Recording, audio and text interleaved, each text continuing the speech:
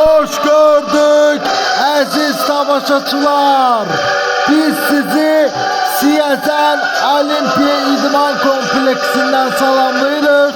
Burada bugün Şimal Hypes Kubanı kabul edecek ve bu görüş futbol saati ve futbol nebziyle birbaşa canlı yayımlanacak. Hakimler Brigadası ile beraber artık komandalarda meydana çıxır.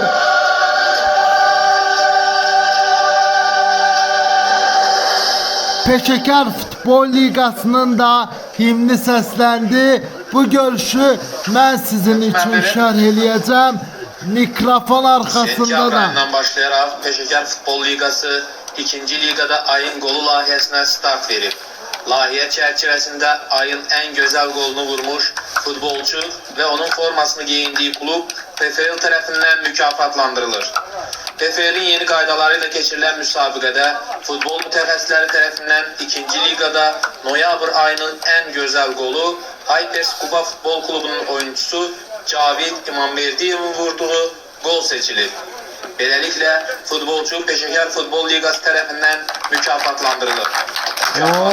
Peşəkar Futbol Ligasının yarışların təşkili ve qeydiyyat şöbəsinin rəisi Elçin Mehdiyev təqdim edir.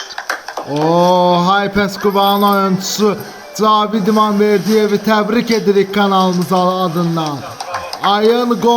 Ayın gol mükafatına seçilip ve kanalımız adından da hem de öz adımdan da tebrik edirəm. Bu oyunu mən sizin için şərh eləyəcəm.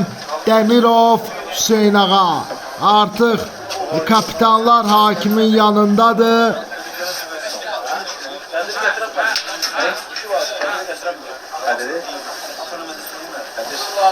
Ve keçən tur hem Hypers Kuba hem de Şimal düzdür, Hypers Kuba Kürarazla 1-1 oynadı ama Şimal ise Şekil City'ni büdrədə bildi. Kaçmaz temsilcisi xatirə şekli çektirir qonaq komanda.